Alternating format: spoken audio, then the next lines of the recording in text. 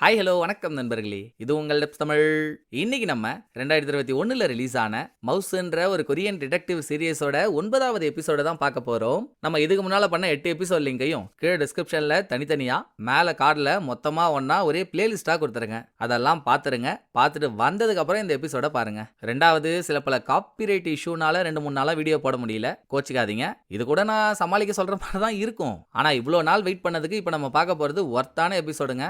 அது எப்படி ஒரு சீரியஸ்ல ஒவ்வொரு எபிசோட்லயும் இவ்ளோ சர்ப்ரைஸ், இவ்ளோ கனெக்ஷன் வைக்க முடியும்னு எனக்கு தெரியல. இந்த சீரியஸை எழுதினவர் இதுக்காகவே படைக்கப்பட்டவர் போல. சரி, போன எபிசோட்ல நம்ம எதோட பார்த்தோம்? ரீசெண்டா நடந்த தொடர் கொலைகள்ல விக்டிம்ஸை கொலை பண்ண கில்லர் அவங்களோட கையில கைத்த கட்டி ஒரே மாதிரியான முடிச்ச போட்டிருந்தான். அதுக்கப்புறம் தான் தெரிய வந்துச்சு, 25 வருஷத்துக்கு முன்னால கொலை பண்ணப்பட்டு எலும்பு கூட கிடைச்ச ஆங்கிரிகா பொண்ணோட கையிலையும் கைத்த கட்டி இதே மாதிரியான முடிச்ச போட்டிருக்காங்கன்னு. ஒரு பக்கம் ரிப்போர்ட்டரோ இவ சின்ன வயசா இருக்கும்போது ஹெட் ஹண்டருக்கு கைக்கூலியா இருக்க மாதிரி நம்ம காட்டினாங்க இல்லையா, அவன் ஆளுங்களை கடத்திட்டு வந்ததும் ரிப்போர்ட்டர் கிட்ட தான் கைத்த கொடுத்து கட்டுன்னா.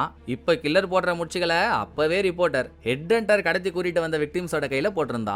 அது அப்படி இருந்தாலும் பிரசன்ட்ல ஆங்கிரிகா பொண்ணோட கொலை, ரீசெண்டா நடந்த கொலை, இதெல்லாம் பண்ணது பெரிய ஊன்ற ஒரு ஆள் தான் அவனை அரெஸ்ட் பண்ணி ஹாஸ்பிட்டல்ல அட்மிட் பண்ணிருந்தாங்க. நடுவுல ரிப்போர்ட்டர் அவளுக்கு எல்லாம் தெரிஞ்ச மாதிரி ஏன் இந்த விஷயத்துல பொய் சொல்றீங்கன்னு கேட்டா. இருந்தும் ஆங்கிரிகாப்போட மனைவி நம்ம பொண்ணை கொலை பண்ணது இவன் தான்ற கோவத்துல ஹாஸ்பிட்டலுக்கு வந்து பெரிய ஊவை குத்தி கிழிச்சிட்டாங்க. இதை யூஸ் பண்ணி நம்ம ஜெயிலுக்கு போயிட்டா நம்ம ஃபேமிலியை கொலை பண்ண ஹெட் ஹண்டரை நம்ம கொலை பண்ணிடலாம்ன்ற ஐடியால இன்ஸ்பெக்டர் கொலைப்பழி ஏத்துக்கிட்டு அரெஸ்ட் ஆகி போயிட்டாரு. இன்னொரு பக்கம் ஹீரோவுக்கோ பிரெயின் சர்ஜரி நடந்ததுக்கு அப்புறம் புது புது நினைவுகள், வேற வேற மாதிரியான டேலண்ட் எல்லாம் வந்துச்சு. ஒரு கட்டத்துக்கு அப்புறம் தான் ஹீரோயின் மூலியமா தெரிஞ்சது ஹீரோவுக்கு சர்ஜரி பண்ணது சாதாரண ஆள் இல்ல, ஜெயில இருக்க ஹெட் ஹண்டர்னு. அடா பாவி, ஏன்டா அப்படி பண்ணன்னு ஜெயில இருக்க அவங்கிட்ட ஹீரோ பஞ்சாயத்துக்கு போய் நின்னதோட போன எபிசோட் முடிஞ்சது. அதுக்கப்புறமா நடக்க போற பல ஆச்சரியங்களும் மூளைக்கு வச்சிருக்க ட்விஸ்ட் அண்ட் டர்ன்ஸ் இருந்தாங்க இந்த எபிசோடோட கதை. எபிசோட்குள்ள போறதுக்கு முன்னால நம்ம மூவி சேனலோட லிங்க் கீழே டிஸ்கிரிப்ஷன்ல இருக்கு, மறக்காம சப்ஸ்கிரைப் பண்ணிக்கோங்க. சோ எபிசோட ஓபன் பண்ணா ஹீரோ கண்டுபிடிச்ச மாதிரியே ஹெட் ஹண்டர் தாங்க ஹீரோவுக்கு சர்ஜரி பண்ணிருக்கான்.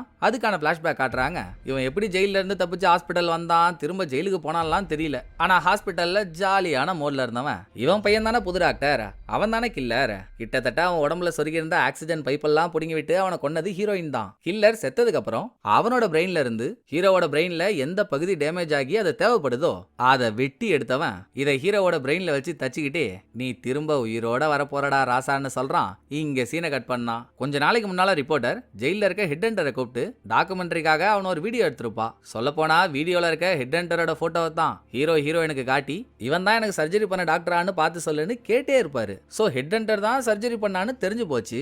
ஆனா எதுக்காக அப்படின்னு ஹீரோ ஹெட் ஹண்டரோட பழைய கேஸ் எல்லாம் நெட்ல தேடுறப்போ நம்மளே கூட பார்த்தோம். ஃபர்ஸ்ட் எபிசோட்ல கொற்ற பணியில டாக்ஸில வந்து ஒரு பொண்ணு இறங்கினா. சின்ன பொண்ணான ரிப்போர்ட்டர் உதவியோட அவளை காட்டுக்குள்ள கூட்டிட்டு வர சொன்ன ஹெட் ஹண்டர் அங்கேயே வச்சு அந்த பொண்ணை கொலை பண்ணா. ஒரு வாரம் கழிச்சு கொலை பண்ணப்பட்ட பொண்ணோட உடம்பு தலையே இல்லாம கிடைச்சதும் அவளோட சுண்டு விரல் ஓரத்துல சில இங்கிலீஷ் வார்த்தைகள், அது கூடவே நம்பர்ஸ் எல்லாம் சேர்த்து பச்சை குத்துற மாதிரி குத்தி வச்சிருந்தான் ஹெட் ஹண்டர். இது வரைக்குமே அதுக்கான அர்த்தத்தை யாருமே கண்டுபிடிக்கல. இப்ப அந்த பொண்ணோட டெட் பாடி போட்டோஸை இன்டர்நெட்ல பார்த்து சுண்டு விரல்ல பச்சை குத்தி வச்சிருக்கிறது ஹீரோ கண்ல பட்டதுக்கு அப்புறம் தான் அது என்னவா இருக்கும்னு ஹீரோவுக்கு ஒரு யோசனை. உடனே எவிடன்ஸ் ரூமுக்கு போயிட்டு ஹெட் ஹண்டரோட கேஸ் ஃபைல்ஸ் எல்லாம் எடுத்து பார்க்க அவன் கொலை பண்ண எல்லா ஆளுங்களோட கையிலயுமே இதே மாதிரி பச்சை குத்தப்பட்டிருக்கு.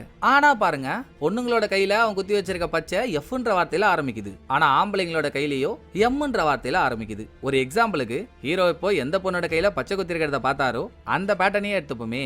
அதுல F25, அதுக்கு பக்கத்துல 17, அதுக்கு பக்கத்துல SEXன்ற வார்த்தை இருக்கு. அப்படியே வேற ஒரு ஆம்பளை விக்டிமோட கையில குத்தி இருக்க பச்சையை பார்த்தா அதுல எஃப்ன்ற வார்த்தைக்கு பதிலா எம்ன்ற வார்த்தை இருக்கு. அதுக்கு பக்கத்துல ஒரு நம்பர், அதுக்கு பக்கத்துல ஒரு நம்பர், அப்புறம் SEX.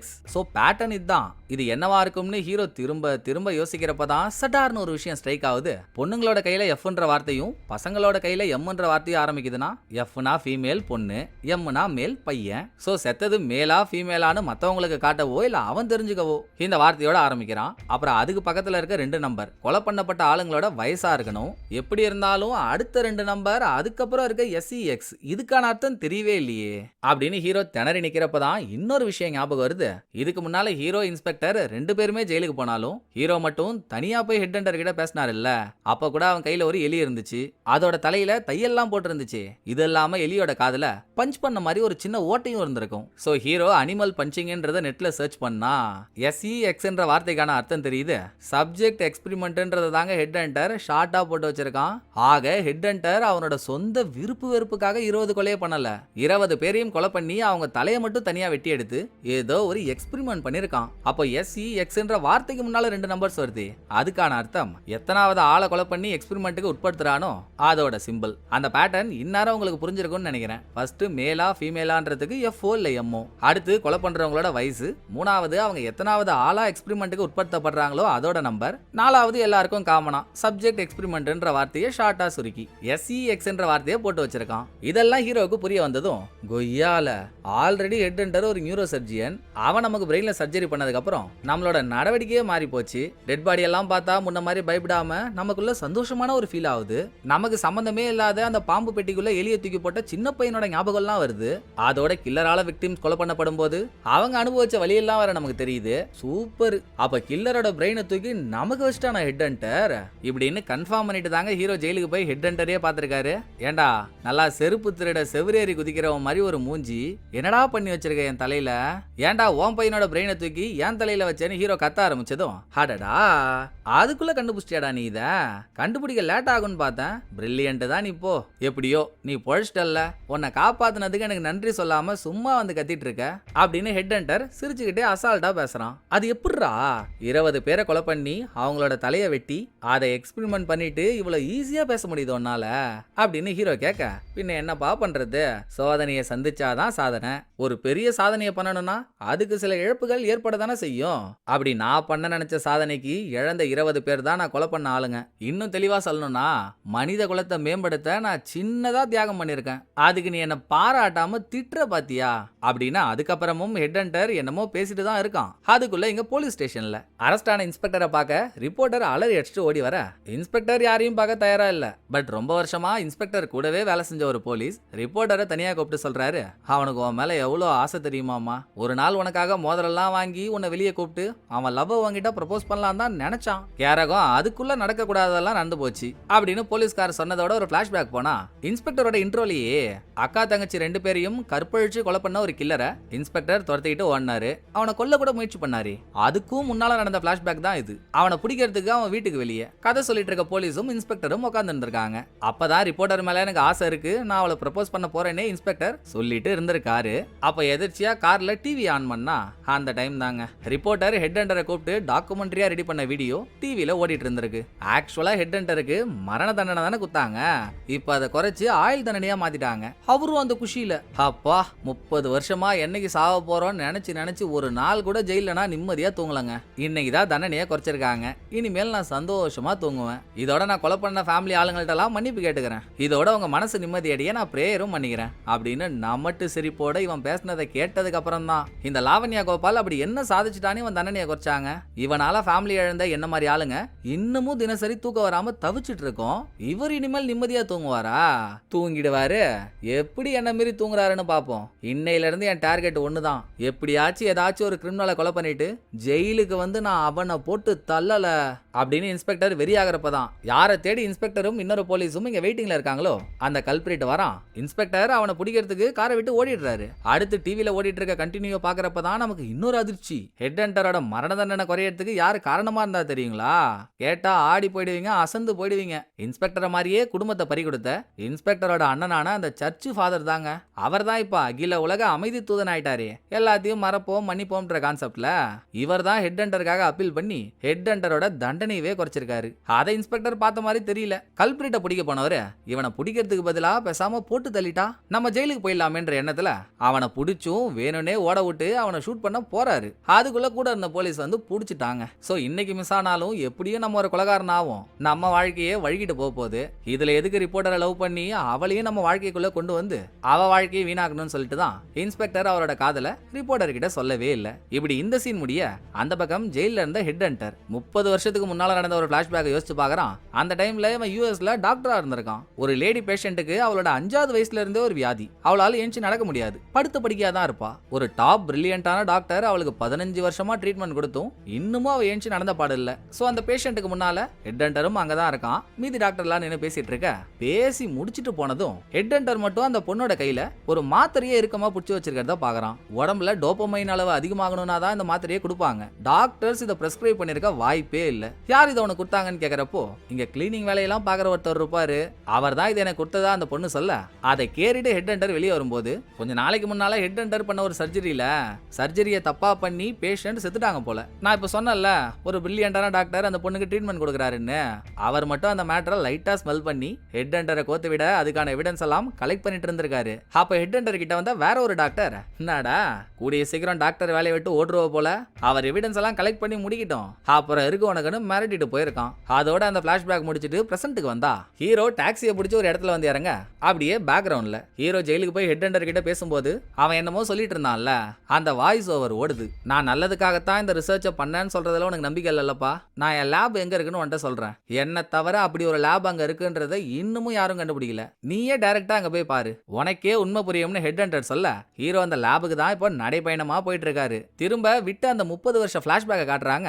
டாக்டர்ஸ் மீட்டிங் ஒன்று நடக்குது. அங்க நடக்க முடியாம 15 வருஷமா படுத்த படிக்கா இருந்த பொண்ணை வீல் சேர்ல உட்கார வச்சு கூட்டிட்டு வந்த ஹெட் ஹண்டர், ஏமா உன்னால முடியாதுன்னு ஊர் உலகமே சொல்லும், நம்பாத, ஏஞ்சிருமா. ஏஞ்சி நடமான அந்த பொண்ணு கிட்ட சொன்னதும் சுத்தி இருக்க டாக்டர்ஸ் எல்லாம் சிரிக்கிறாங்க. ஆனா ஏஞ்சி நிக்கவே மாட்டான்னு நினைச்ச பொண்ணு நின்னா பாருங்க, சிரிச்ச மூஞ்செல்லாம் உறைஞ்சு போச்சு. எப்படா இதை பண்ணன்னு கேட்கும்போது இந்த ஆள் மெடிக்கல் டேர்ம்ல நிறைய சொல்றான், அதெல்லாம் தெரிஞ்சிருந்தாதான் நம்ம டாக்டர் ஆயிருப்போமே. அவ்வளோ டீப்பா போவேனா. மேட்ரு என்னன்னா, இவ்வளோ நாள் இந்த பொண்ணுக்கு சரியான ட்ரீட்மெண்ட் கொடுக்காம நீங்க தப்பான ட்ரீட்மெண்ட் கொடுத்துருக்கீங்க. அதனாலதான் அவ ஏஞ்சி நடக்க முடியாமலே இருந்திருக்கா. அவ பிரச்சனை என்னன்னு புரிஞ்சுக்கிட்டு நான் கரெக்டான மாத்திரையை கொடுத்தேன். அவ உடம்பு தேறி நடக்கவும் ஆரம்பிச்சிட்டா. இதை நான் மட்டும் தனியா பண்ணல, எனக்கு இந்த ஐடியா வரதுக்கு காரணமே ஃபர்ஸ்ட் இந்த பொண்ணுக்கு மாத்திரையை கொடுத்த ஹாஸ்பிட்டல்ல கிளீன் பண்ற ஆள் தான் அப்படின்னு ஹெட் ஹண்டர் சொல்லி கிளீன் பண்ற அந்த ஆளை காட்டினா அது நம்ம பழைய டாக்டரு. பழைய டாக்டருக்கு ஒரு தங்கச்சி இருந்து ஹெட் ஹண்டர் அந்த தங்கச்சியெல்லாம் கொலை பண்ணான்ல. இப்போ நடந்துட்டு இருக்கிறது அதுக்கெல்லாம் முன்னால நடந்தது. தங்கச்சி உயிரோட தான் இருக்கா, ஆனா அவளால நடக்க முடியல. பழைய டாக்டர் அந்த டைம்ல டாக்டராகவே இல்லைனாலும் தங்கச்சியோட வியாதியை குணப்படுத்த இந்த ஆளே தனியா ரிசர்ச் பண்ணி தங்கச்சிக்கு டெய்லி ஒரு மாத்திரையை கொடுத்துட்டு வந்திருக்காரு. அதே மாத்திரையை தாங்க ஹாஸ்பிட்டல்ல நடக்க முடியாத அந்த பேஷண்ட்டுக்கும் கொடுத்திருக்காரு. இங்க தங்கச்சியோட நிலைமை கொஞ்சம் கொஞ்சமா இம்ப்ரூவ் ஆகுது. அங்கதான் பேஷண்ட் ஏஞ்சே நின்னுட்டாலே அதுலயே தெரியுது இல்லையா அவ என்ன மாதிரி இம்ப்ரூவ்மெண்ட் ஆகியிருக்கான்னு. சோ ஹெட் ஹண்டர் இதை விலாவரியா சொன்னதும் 15 வருஷமா அந்த பொண்ணுக்கு ட்ரீட்மெண்ட் கொடுத்துட்டு இருந்த டாக்டர் அவர் தானே ஹெட் ஹண்டர் தப்பா பண்ண சர்ஜரியை என்கொயரியும் பண்ணிட்டு இருந்தாரு. அசிங்கமாயிடுச்சுன்னு வேலையை விட்டே நின்ட்டாரு. அதுக்கப்புறம் ஹெட் ஹண்டருக்கு எந்த பிரச்சனையும் இல்ல. இவனுக்குன்னு தனியா ஒரு லேப் வச்சு அப்பெல்லாம் நாய் பூனை முயல் அதோட பிரெயின் எடுத்து ரிசர்ச் பண்ணிட்டு இருந்திருக்கான். கிளீனிங் வேலை பார்த்துட்டு இருந்த பழைய டாக்டரோட திறமை தான் ஹெட் ஹண்டர் கொடுத்த விளக்கம் மூலியமா எல்லாருக்கும் தெரிஞ்சு போச்சு. சோ அவருக்கு யூனிவர்சிட்டியில படிக்கவும் வாய்ப்பு கொடுத்து லேப்ல வேலைக்கும் கூப்பிட்டுருக்காங்க. இதுக்கு காரணம் ஹெட் ஹண்டர் தான். 2 பேரும் ஃப்ரெண்ட்ஸாலாம் ஆயிட்டாங்க. அப்போ பழைய டாக்டர் ஹெட் ஹண்டரோட ரிசர்ச்சை பார்த்துட்டு என்னதாங்க நீங்க பண்றீங்கன்னு கேக்குறான். அட தானா பிறந்த தட்டாம்பூச்சி, இன்னுமாடா புரியல உனக்கு? நல்லா யோசிச்சு பாரு.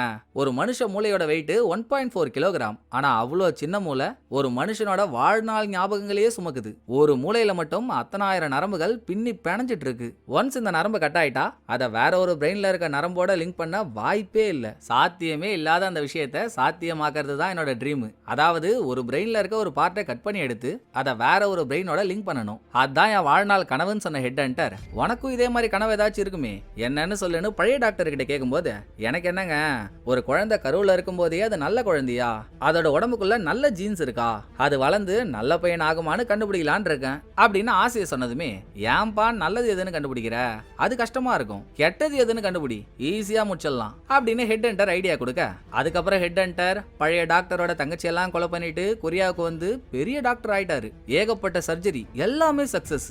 நாளுக்கு நாள் பேரு புகழ்னு எப்பப்பா.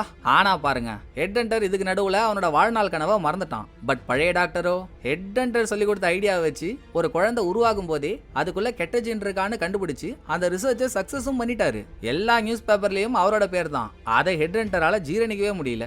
அவனே சாதிச்சுட்டான். நம்ம இங்க என்ன சரிச்சிட்டு இருக்கோம், விடவே கூடாது, முடிச்சே ஆகணும்னு லேபுக்கு போய் நாய் முயல் பூனை எலி எதையோ வச்சு ரிசர்ச் பண்ணியும் இவரால் அடுத்த கட்டத்துக்கு போவே முடியல.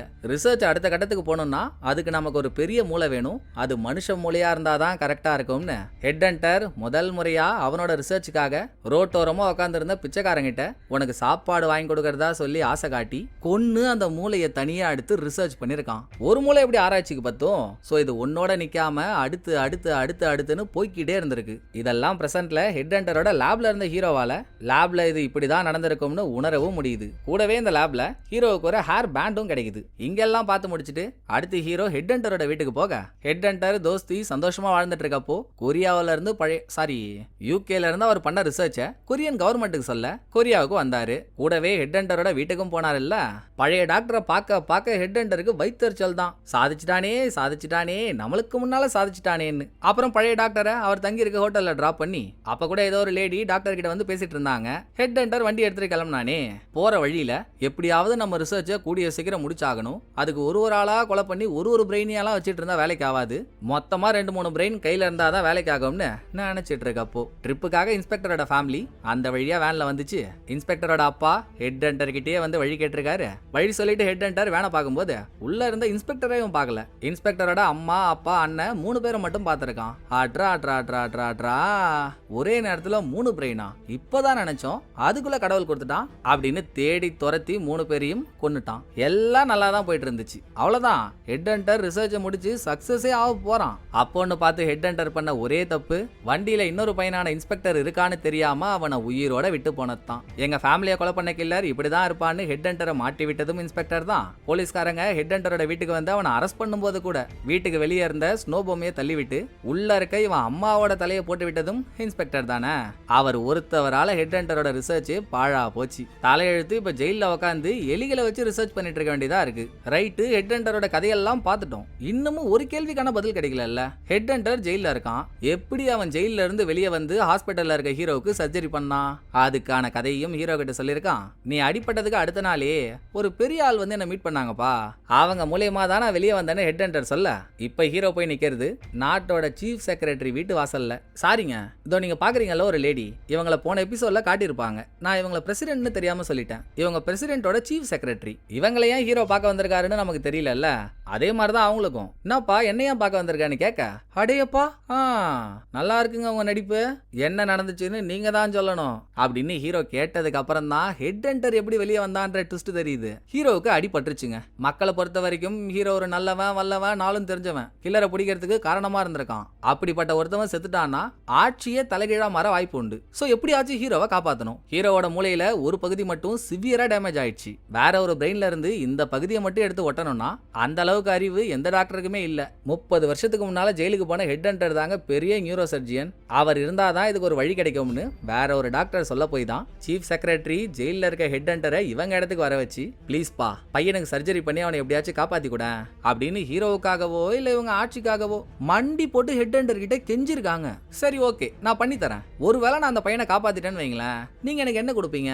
இத்தனை வருஷமா ஜெயில இருந்து ரொம்ப கஷ்டமா இருக்கு, என்ன ரிலீஸ் பண்ணிடுவீங்களான்னு இதுதான் சாக்குன்னு ஒரே போடா போடுறான். பட் சீஃப் செக்ரட்டரி அதுக்கு ஒத்துக்கல. என்கிட்ட அந்த பவர் இல்லப்பா, இருந்தாலுமே இவ்வளோ கொலை பண்ண உன்னை எப்படி ஈஸியா வெளியே விட முடியும் சொல்லு பாப்போம். நீ இதை ஒரு உயிரை காப்பாத்துற சேவையா கூட நினைக்க வேணாம். எத்தனை கொலை பண்ணி பாவம் பண்ணிருக்க, அந்த பாவத்துக்கான பிராய்ச்சித்தமா இதை பண்ணாம்பா அப்படின்னு முட்டி போட்டு கெஞ்சவே, ஆமா எனக்கு ஒரு டவுட், முதல்ல என்னால எப்படி வேற ஒரு பிரெயின் பார்ட் எடுத்து இன்னொரு பிரெயின்ல ஒட்ட முடியும்ன்றது உங்களுக்கு தெரிஞ்சது சொல்லுங்கன்னு ஹெட் ஹண்டர் கேட்க, போன எபிசோட்ல ரிப்போர்ட்டர் ஏதோ ஒரு பாழடைஞ்ச இடத்துக்கு போனா அங்க நிறைய கேசட்லாம் இருந்தது. அவ அதை பார்த்ததும் யாருன்னே தெரியாத ஃப்ரம் அட்ரஸ்ல இருந்து இவங்களுக்கு ஒரு கேசட் வந்துச்சு. ஞாபகம் இருக்கா உங்களுக்கு? ஹெட் ஹண்டர் மனுஷ மூளையை ரிசர்ச் பண்ற வீடியோ தாங்க அந்த கேசட்ல இருந்திருக்கு. அதை பார்த்துட்டு தான் இவனால இது முடியும்னே சீஃப் செக்ரட்டரி ஹெட் ஹண்டரை கூப்பிட்டுருக்காங்க. இந்த கதையை சீஃப் செக்ரட்டரி ஹீரோ கிட்ட சொன்னதும், மனசாட்சியே இல்ல உங்களுக்கு, போயும் அவனை விட்டு எனக்கு ஆபரேஷன் பண்ண சொல்லியிருக்கீங்க, இதுக்கு நீங்க என்ன சாக விட்டே போயிருக்கலாம். அப்படிதான் வேற ஒரு பிரெயினை தூக்கி வச்சீங்க, அதையாவது நல்ல பிரெயினா வச்சீங்களா? அதையுமே ஒரு கொலகாரனோட பிரெயின் தான் வச்சிருக்கீங்க.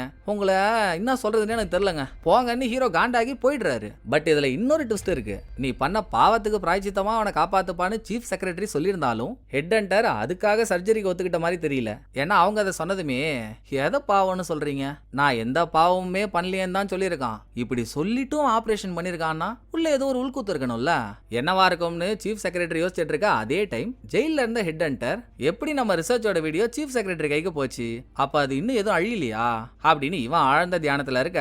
இன்னொரு பக்கம் ரிப்போர்ட்டர் ஹெட் ஹண்டரோட டாக்குமெண்ட்ரி வீடியோவை பார்த்துக்கிட்டே இவ ஒரு பிளாஷ்பேக்கை யோசிக்கிறா. டாக்குமெண்ட்ரி வீடியோ எடுக்கிறதுக்கு ஜெயில இருந்த ஹெட் ஹண்டரை ஒரு இடத்துல கொண்டு வந்து உட்கார வைக்கிறாங்க. பேட்டி எடுக்க வாசல் வரைக்கும் போனவளால ஒரு சின்ன கேப் வழியா உள்ள இருக்க ஹெட் ஹண்டரை பார்த்ததும், சின்ன வயசுல இவன் நம்மளை எப்படியெல்லாம் டார்ச்சர் பண்ணா, இவனை ஏதாச்சும் பண்ணி ஆகணும்டான்னு கையில பேனாவை எடுத்துக்கிட்டு அவனை குத்திலான்ற தைரியத்துல தான் உள்ள வந்திருக்கா. எங்க அவன் மூஞ்ச பார்த்ததும் அதே பழைய பயம், ஒரு வார்த்தை கூட பேச முடியாம அங்க இருந்து ஓட்டா. இதே பிளாஷ்பேக் நல்லா கொதிக்கிற எண்ணெயில குதிச்ச கொல்லிவாய் பேய் மாதிரி ஒருத்தன் இருக்கான்ல ஹெட் ஹண்டர், ஜெயில ஆழ்ந்த தியானத்துல இருந்தா அவனுக்கு ஞாபகம் வர, ஓஹோ நம்மளை பார்த்துட்டு பயந்துட்டு ஓடினாலே அவதானா சின்ன வயசுல நம்ம கூட இருந்தவ, அப்ப கேசட் அங்க போய் சேர்ந்ததுக்கு அவதான் காரணமா இருப்பா அப்படின்னு பாயிண்ட புடிச்சிடறான். அப்படியே இந்த பக்கம் ஹீரோ கிட்ட வந்தா, இவ்வளவு நேரமா பல உண்மை உண்மைகளை தெரிஞ்சு வச்சிருந்த ஹீரோவுக்கு இன்னமும் இன்ஸ்பெக்டர் பெரிய ஊவை கொலை பண்ணிட்டாருன்னு சொல்லி அவரை அரெஸ்ட் பண்ண விஷயம் தெரியவே இல்ல. வீட்டுக்கு வந்தும் வராததுமா ஹீரோயின் மூலியமா அது தெரிஞ்சுக்கிட்டதும் ரிப்போர்ட்டருக்கு கால் பண்ணி என்னங்க மேட்டர் எல்லாம் விசாரிச்சுட்டு நான் பெரிய ஊவோட பாடியை பார்க்கணும்னு சொல்ல, செத்த அவரோட கையெல்லாம் பார்த்தா அவர் சாகடிக்கப்படும் போது சாகடிக்க வந்தவங்க கூட சண்டை போட்ட மாதிரி எந்த தடையுமும் இல்ல. யாரா இருந்தாலும் சரி, எவ்வளவு பெரிய ஆளா இருந்தாலும் சரி, ஒருத்தவங்க அவங்கள கொலை பண்ண வரும்போது கொஞ்சமாச்சு சண்டை போடணும். ஆனா பெரிய ஊ அப்படி எதுவும் பண்ண மாதிரி தெரியல. இது இல்லாம உடம்புல கத்தியால கிழிச்சிருக்க காயங்களெல்லாம் பார்த்தா ரொம்ப ஆழமா இருக்கு. அதோட பெரிய ஊ செத்ததுக்கு அப்புறமும் பல தடவை கத்தியால குத்திருக்காங்க. இன்ஸ்பெக்டர் ஹெட் ஹண்டரை கொலை பண்ணணும்ன்றதுக்காக தானே ஏதோ ஒரு கிரிமினலை கொலை பண்ணணும்னு நினைச்சாரு. சோ அவரோட இன்டென்ஷன் பெரிய ஊவை கொலை பண்ணணும்ன்றது மட்டும்தான். அப்படி இருந்தா செத்ததுக்கு அப்புறமும் வெறி பிடிச்சி இத்தனை தடவை குத்தணும்ன்ற அவசியமே இல்ல. பெரிய ஊவை பழி வாங்கணும்னு நினைச்ச வேற யாரோ ஒருத்தவங்க தான் இந்த கொலையை பண்ணிருக்காங்கன்னு உறுதியா நம்ம ஹீரோ நான் ஹாஸ்பிட்டலோட சிசிடிவி ஃபுட்டேஜ் எல்லாம் பார்க்கணும்னு இவரு ரிப்போர்ட்டர் ரெண்டு பேருமே சேர்ந்து தான் அதை பாக்குறாங்க. ஹாஸ்பிட்டல்ல அங்கேயும் இங்கேயும் அலைஞ்சிட்டு இருந்த ஆங்கிரி காப்போட பொண்டாட்டி ரெண்டு பேரோட கண்ணையும் பட்டுறாங்க. ரிப்போர்ட்டர்லாம் முட்டை கண்ணை வச்சு முறைச்சு முறைச்சு பாக்குறா அவங்கள. அடங்கொக்க மக்க இவங்க ஏன்டா இங்க வந்தாங்கன்னு. கூட இருந்த ஹீரோ நான் கில்லரை புடிச்சிட்டேன்னு நினைக்கிறேங்க அப்படின்னு சொன்னதோட மறுநாள் காலையில ஹீரோ ஆங்கிரி காப்போட வீட்டுக்கு போக அவருக்கே அவர் பண்ணது தப்புன்னு தெரியுது. ஏன் நம்ம பொண்டாட்டி பண்ண கொலைக்கு இன்ஸ்பெக்டரை மாட்டி விட்டுக்கிட்டு நம்ம பொண்டாட்டி சரண்டர் ஆனாதான் கரெக்டா இருக்கும்னு பொண்டாட்டியை கூட்டிக்கிட்டு வீட்டை விட்டு வெளியே வராரு. ஆனா ஹீரோ சம்பந்தமே இல்லாம ஆங்கிரி காப்பை பார்த்துட்டு நான் உங்க பொண்ணோட சமாதியை பார்க்கலாமான்னு கேட்க வெறியான ட்விஸ்டே இங்கதான். ஹீரோ ஆங்கிரி காப் ரெண்டு பேரும் ஆங்கிரி காப் பொண்ணோட சமாதிக்கு போனா அந்த சமாதி வாசல்ல உட்கார்ந்து இருந்த ஜாங்னா தெரியுதுல்ல உங்களுக்கு. போன எபிசோட்ல இந்த ஜன்னல் போட்ட வாலண்டியர்ல யார் யாரெல்லாம் 2:2 வீட்டுல போட்டோ எடுத்தாங்களோ அதுல ஒரு ஆள் தானே இவரு. 2:2 கொலை நடந்த அன்னைக்கு இவர் அந்த ஏரியால சுத்திட்டு இருக்காருன்னு இவரை ஸ்டேஷன்லாம் கூட்டிட்டு வந்து விசாரிச்சாரு பாருங்க. பெரிய ஊவோட பேரை உள்ள எடுத்துட்டு வந்ததே இவர் தான். இவர் ஆங்கிரி காப் பொண்ணோட சமாதிக்கு முன்னால உட்காந்து விஷம் குடிக்க போறாரு. யோ வவ்வால் கட்ச நம்மால என் பொண்ணு சமாதி முன்னால நீ என்ன பண்றேன்னு ஆங்கிரி காப் கேட்க அந்த ஆள் அழுதுகிட்டே இது உன் பொண்ணோட சமாதி இல்லப்பா, உள்ள படுத்துட்டு இருக்கிறது என் பொண்ணுப்பான்னு சொல்ல இது என்னடா இதுன்னு நமக்கு ஒரு ஷாக்கு. ஆனா அங்க நிக்கிற ஹீரோவோ எந்த ஷாக்கும் இல்லாம நார்மலா எல்லாத்தையும் பார்த்துட்டு இருக்காரு. அப்படின்னா ஹீரோவுக்கு ஏற்கனவே மேட்டர் தெரியும் தானே அர்த்தம். அது எப்படி தெரியும்ன்ற பிளாஷ்பேக் போனா ஹாஸ்பிட்டலோட சிசிடிவி ஃபுட்டேஜ்ல ஹீரோ ஆங்கிரி காப்போட பொண்டாட்டியை மட்டும் பார்க்கல, அவங்கள ஃபாலோ பண்ணும்போது அவங்க பெரிய ஊவோட ரூமுக்கே போல வேற ஏதோ ஒரு பக்கம் போயிட்டு இருந்திருக்காங்க. அப்போ இவங்களுக்கு முன்னால வந்த ஜாங் தெரியாம இவங்களை இடிச்சதும் அவங்க பாக்கெட்ல வச்சிருந்த கத்தி கீழே வந்துருச்சு. அதை எடுத்து இவன் பாக்கெட்ல வச்சுக்கிட்டு பெரிய ஊவோட ரூமுக்குள்ள போயிருக்கான். சோ இந்த ஆள் தானே கொலை பண்ணிருக்கணும். ஆனா ஏன்ற கேள்வியும் வருது இல்ல. இத பார்த்துட்டு எவிடன்ஸ் ரூமுக்கு போன ஹீரோ 26 வருஷத்துக்கு முன்னால எலும்பு கூட கிடைச்ச ஆங்கிரி காப் பொண்ணோட கேஸ் ஃபைல் எடுத்து பார்த்தா ஹீரோ ஹெட் ஹண்டரோட லேபுக்கு போகும்போது அங்க ஒரு ஹேர் பேண்ட் கிடைச்சது இல்ல, எக்ஸாக்டா அதே மாதிரி இருக்க இன்னொரு ஹேர் பேண்ட் எவிடன்ஸ் பாக்ஸுக்குள்ள இருக்குங்க. கிடைச்ச ஆங்கிரி காப் பொண்ணோட எலும்பு கூட்டுல இந்த ஹேர் பேண்ட் இருந்திருக்கும் முடியோட. அந்த முடியோட டிஎன்ஏ வச்சுதான் கிடைச்ச எலும்பு கூடு ஆங்கிரி காப் பொண்ணோட எலும்பு கூடுன்னு கன்ஃபார்மே பண்ணாங்க. ஆனா அந்த டைம்ல பொண்ணை கடத்தினது ஹெட் ஹண்டராகவே இருந்தாலும் அவளை கொலை பண்ணது பெரிய ஊன்னு இப்ப தெரிய வந்துருச்சு. ஜாங்கும் பெரிய ஊவும் நெருங்கிய நண்பர்கள், எதுக்காக இவர் போயிட்டு அவனை கொலை பண்ணணும் அப்படின்னு ஹீரோ மண்டைய போட்டு பிக்கிறப்பதான் எல்லாத்துக்கும் முதல் எபிசோட் ரெஃபரன்ஸ் எடுத்துட்டு வர வேண்டியதா இருக்கு. அதை ஞாபகப்படுத்தப்பட்ட டென்ஷன் ஆகுது இல்ல எனக்கு. அப்படிதான் சரி கதையை கவனிங்க. நான் சொல்லிட்டு இருந்தேன் அதான் போன எபிசோட்ல 2:2 வீட்டுக்கு முன்னால போட்டோ எடுத்த வாலண்டியர்ஸ் எல்லாரையும் இன்டர்வியூ எடுத்தாங்க. அப்ப ஜாங் சொல்லிருப்பாரு நான் என் பொண்ணு ஞாபகத்துல தான் தனியா இருக்க பொண்ணுங்களுக்கெல்லாம் ஹெல்ப் பண்ண ஜன்னல் மாற்ற வேலையை பாக்குறேன்னு. இவர் பேசி முடிச்சதும் பக்கத்துல இருந்த இன்னொருத்தர் கேட்டிருப்பாரு உனக்கு பொண்ணே இல்ல ஏன்டா பொய் சொன்னன்ட்டு. ஒருவேளை அது பொய்யா இல்லாம இவருக்கு உண்மையாவே பொண்ணு இருந்து ஆங்கிரி காப்போட பொண்ணுக்கு பதில் இவரோட பொண்ணை பெரிய ஊ கொலை பண்ணிருந்தா அப்படின்னு சந்தேகப்பட்ட ஹீரோ அந்த சம்பவம் நடந்தது 1994. அப்ப சின்ன பொண்ணுங்க யாராச்சும் மிஸ் ஆயிருக்காங்களான்ற லிஸ்ட் எடுத்தா ஒரு பொண்ணு மிஸ் ஆயிருக்கு.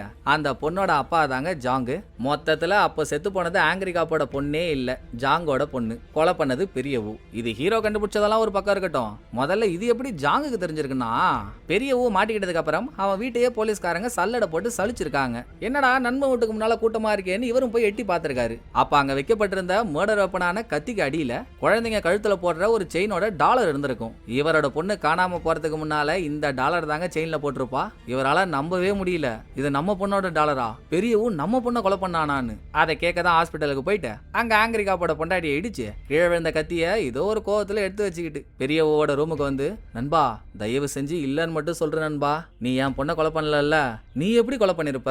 பொண்ணு காணாம போனதுக்கு அப்புறம் நோட்டீஸ் எல்லாம் கொடுத்து நான் எப்படி என் பொண்ணை தேடனோ அதை விட அதிகமா நீ தாண்டா என் கூடவே இருந்து என் பொண்ணை தேட அவ்வளவு ஹெல்ப் பண்ண.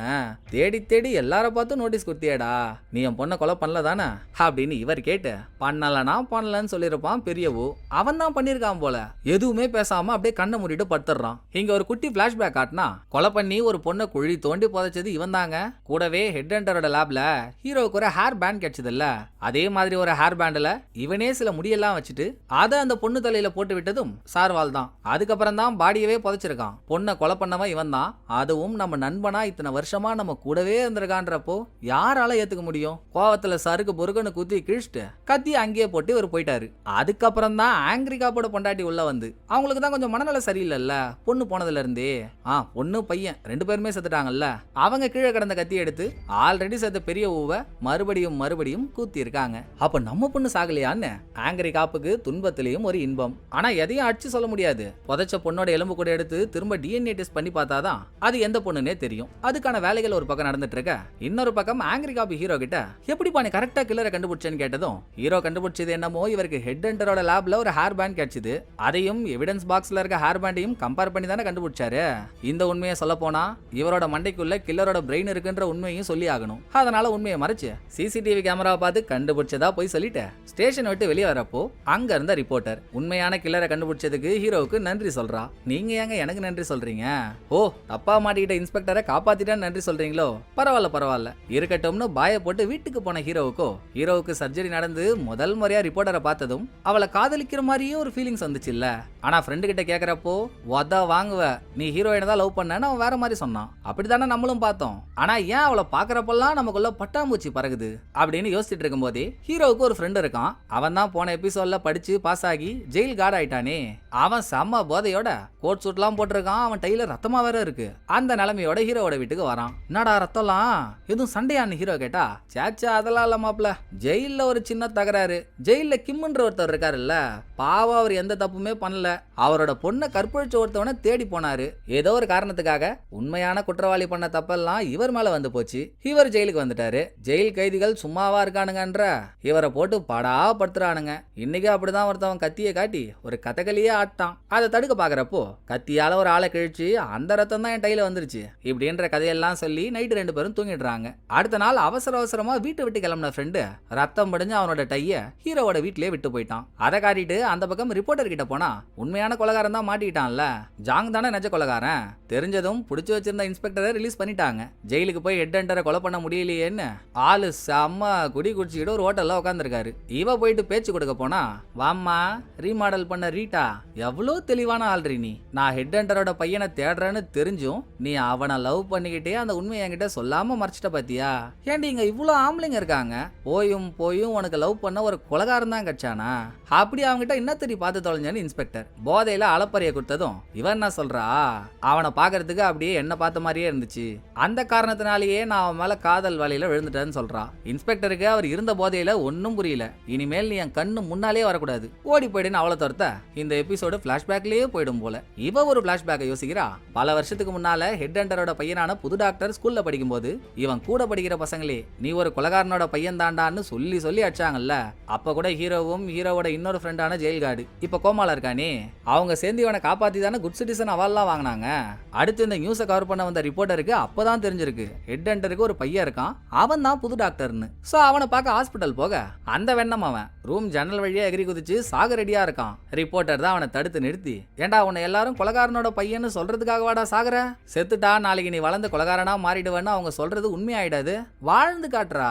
அவனுங்களுக்கு முன்னால நீ ஒரு கொலைகாரனா இல்லாம நல்லவனா வாழறன்னு வாழ்ந்து காட்டுறா அப்படின்னு ரிப்போர்ட்டர் அட்வைஸ் கொடுக்க போய் தாங்க இவன் படிச்சு டாக்டராவே ஆயிருக்கான். ஒரு நாள் நாய் கட்சின்னு ஹாஸ்பிட்டலுக்கு ட்ரீட்மெண்ட்டுக்காக வந்த ரிப்போர்ட்டர், பரவாயில்லையே நான் சொன்னது கேட்டு அப்படியே பண்ணிட்டியே, பேஷ் பேஷ் ரொம்ப நல்லா இருக்கு அப்படின்னு பாராட்டெல்லாம் போட்டு அடுத்து 2 பேரும் மிங்கிள் ஆயிட்டாங்க. இதை நினைச்சு பார்த்துக்கிட்டே வீட்டுக்கு வரும்போது இவ வீட்டுல ஒரு குட்டி குழந்தை இருக்கு. இவ ஏற்கனவே பிரெக்னன்ட் ஆன மாதிரியும் அந்த பிரெக்னன்சியை கலைச்ச மாதிரி எல்லாம் நமக்கு காட்டினாங்க. எப்படி குழந்தை வந்துச்சோ இதுக்கான கதையை போக போக சொல்லுவாங்க போல. சோ அவ குழந்தைய காட்டிட்டு இந்த பக்கம் ஹீரோ கிட்ட வர ஸ்டேஷனுக்கு 2 பொண்ணுங்க இவங்களை யாரோ ஃபாலோ பண்றாங்கன்னு கம்ப்ளைண்ட் கொடுக்க வந்திருக்காங்க. ஹீரோ இன்னொரு போலீஸ் 2 பேரும் தான் கம்ப்ளைண்ட்டை கேக்குறாங்க. ஆனா ஹீரோ மட்டும் கீழே குனிஞ்சு டைரியில ரொம்ப மும்பரமா எதையும் எழுதிட்டு இருக்காரு. என்ன இவன் கண்டுக்கவே மாட்டான். டேய் தம்பி என்னடா பண்ற இங்க பாடுறான்னு வேற ஒரு போலீஸ் கூப்பிட்டதுக்கு அப்புறம் தான் ஹீரோவுக்கு நிதானமே வருது. அவர் டைரியில எழுதினதை பார்த்து அவரே ஷாக் ஆகி குடுகுடுன்னு பாத்ரூம் ஓடி என்னதான் அப்படி வரைஞ்சாருன்னு பார்த்தா ஒரு ஆள் கொலை பண்ணப்பட்டு கீழே படுத்திருக்க மாதிரியும் இன்னொரு ஆள் தூக்குல தொங்குற மாதிரியும் கொடூரமான ஒரு டிராயிங் வரைஞ்சு வச்சிருக்காங்க மனுஷன். ஹீரோவாத வரையில ஹீரோவுக்குள்ள வச்சிருக்க கில்லரோட பிரெயின் இதை வரைய சொல்லுது. இப்படியே போச்சுன்னா என்னடா பண்றதுன்ற மண்டை கொச்சலோடையே ஹீரோ வீட்டுக்கு வர, அங்க ஹீரோவோட ஆன்ட்டி வீட்டு ஃப்ரிட்ஜ்ல ஒரு சின்ன பையனோட போட்டோ ஒட்டி வச்சு, நீ கேட்டலப்பா உன் சின்ன வயசு போட்டோவை பார்க்கணும்னு, இதுதான் அந்த போட்டோன்னு எழுதிருக்காங்க. அப்பாடா, நான் கும்பிட்ட சாமி எதுவும் என்ன கை உள்ளப்பா. நான் கூட அடிக்கடி என்னோட மெமரியில வர ஒரு சின்ன பையன் பாம்பு பொட்டிக்குள்ள எலிய போட்டான், அவன் தான் நானா இருப்பணும்னு பயந்துட்டு இருந்தேன். ஆனா அவன் வேற, இந்த போட்டோல இருக்க நான் வேற.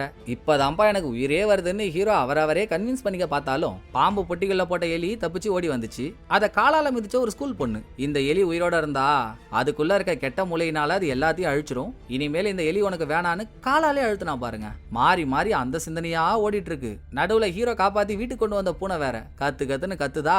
ஆட்ட கொஞ்ச நேரம் நீ சும்மா இருக்க மாட்டியான்னு வெறியோட பூனை கிட்ட போனா, அப்ப வெளியே யாரோ கதவை தட்டுறாங்க. போய் பார்த்தா இன்ஸ்பெக்டர். அவர் ஒரு பிளான் பண்ணி அரெஸ்ட் ஆனாரு. திரும்ப அவர் ரிலீஸ் ஆனது காரணமே ஹீரோ தானே. ஏன்டா இப்படி பண்ண, உனக்கு என்ன மனசுல பெரிய சிபிசிஐடி நினைப்பா, ஒன்னுத்துக்கும் உதவாக்கிற மாதிரி சுத்திட்டு இருந்த, சர்ஜரிக்கு அப்புறம் எல்லாம் தெரிஞ்ச மாதிரி பில்டப் காட்டிட்டு இருக்க நீ அப்படின்னு வந்த கோவத்துக்கு இன்ஸ்பெக்டர் ஹீரோவோட கண்ணத்திலே ஒன்னு அடிச்சிடுறாரு. மார்ச்சு பாருங்க ஹீரோவோட மூஞ்சி. அடி வாங்கின ஃபோர்ஸோட இன்ஸ்பெக்டரோட கழுத்தை கையால கவ்வ இன்ஸ்பெக்டரால ஒண்ணுமே பண்ண முடியல. ஹீரோ 2 கையையும் வச்சு இன்ஸ்பெக்டரோட கழுத்தை நெரிக்க கொஞ்ச நேரத்துல இன்ஸ்பெக்டர் மயக்கம் ஆயிடுறாரு. ஹீரோ இன்ஸ்பெக்டரோட மூஞ்சி முகரையெல்லாம் அடிச்சு ஒட்டச்சதோட மட்டும் இல்ல, கையில ஒரு கல் எடுத்து மூஞ்ச குத்துன்னு குத்தி குழப்பிட்டு இருக்க. அப்ப ஹீரோ வீட்டுக்கு ஏதோ ஒரு பொண்ணு வரா, அவ காலை மட்டும் காட்டுறாங்க. இந்த பக்கம் இன்ஸ்பெக்டரோட மூஞ்ச அடிச்சு உடைச்சிட்டு இருந்த ஹீரோ மூஞ்சில ஒரு வில்லத்தனமான சிரிப்பு. என்னடா இப்படி பண்றேன்னு நமக்கு கேட்க கூட டைம் கொடுக்கல, அதோட எபிசோட முடிச்சிடுறாங்க. எப்படி இதுல வச்ச சர்ப்ரைஸ் லிங்க் எல்லாமே நல்லா இருந்துச்சுல்ல. இதுக்கப்புறம் எதை எங்க எப்படி எடுத்துட்டு வந்து சொருகிறான்றத வெயிட் பண்ணி பார்ப்போம். ஷோரா சொல்றாங்க, அடுத்த எபிசோட் லேட் ஆகாது, சீக்கிரமாவே வந்துடும். சோ இந்த எபிசோட் உங்களுக்கு பிடிச்சிருக்கும்னு நம்புறேன். அடுத்த ஒரு நல்ல எபிசோட்ல வந்து நான் உங்களை மீட் பண்றேன். இந்த வீடியோ உங்களுக்கு பிடிச்சிருந்தா லைக் பண்ணிடுங்க, எப்படி பண்ணிருக்கன்றத மறக்காம கமெண்ட்ல சொல்லிடுங்க. தேங்க்யூ, டடா பாய்.